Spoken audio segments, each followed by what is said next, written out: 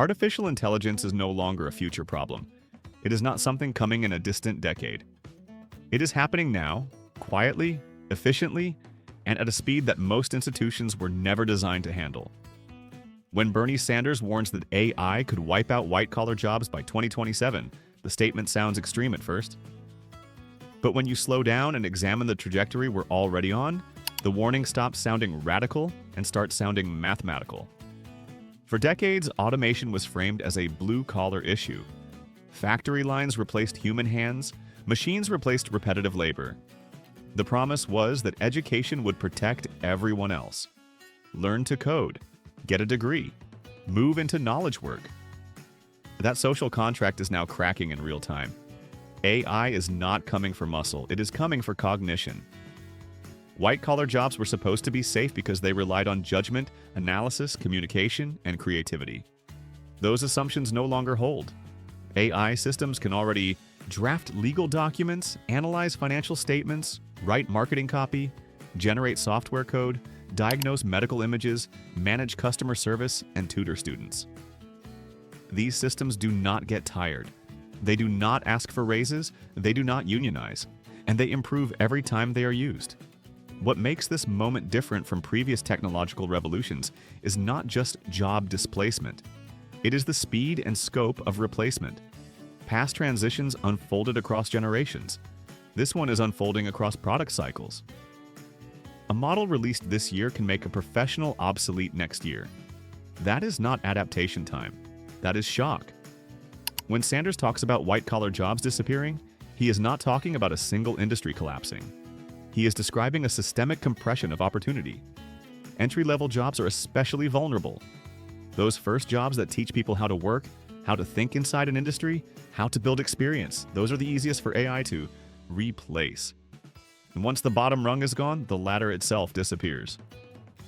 This is why warnings from tech executives themselves matter. When the people building these systems say that large portions of administrative, accounting, legal, and creative work will no longer require humans, it should force a reckoning. Not because technology is evil, but because incentives are brutally clear. Companies exist to reduce costs and increase efficiency. If an AI system can do the work of 10 employees at a fraction of the price, it will be used. Regulation or not, global competition ensures that. The real danger is not mass unemployment overnight. The danger is something quieter and more corrosive. It is underemployment. It is credential inflation. It is millions of people technically employed, but economically irrelevant. Short-term contracts, gig-based knowledge work, constant retraining for jobs that vanish faster than skills can be learned. Stability becomes a luxury good. This has consequences far beyond paychecks. Work structures identity. It gives people routine, purpose, social connection, and dignity. When work becomes precarious, so does everything built on top of it.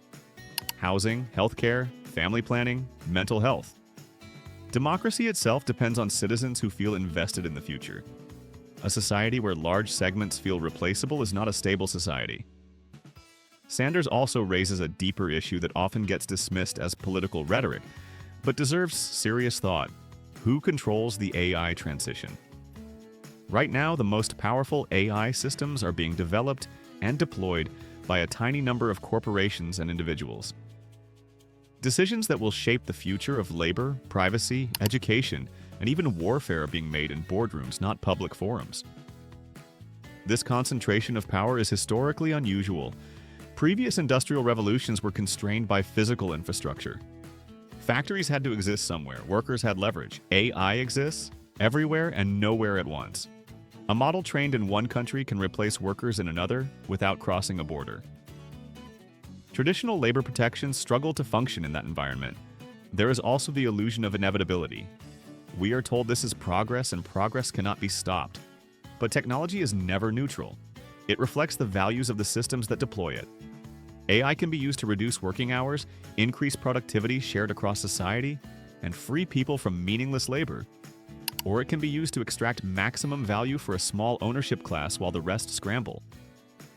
Without deliberate policy, the second outcome is far more likely. Markets optimize for profit, not for social cohesion. That is not a moral judgment, it is a design reality.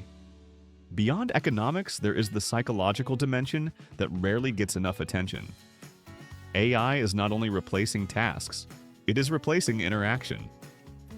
People already turn to machines for advice, companionship, emotional support, and validation. When human labor loses value, human connection risks following.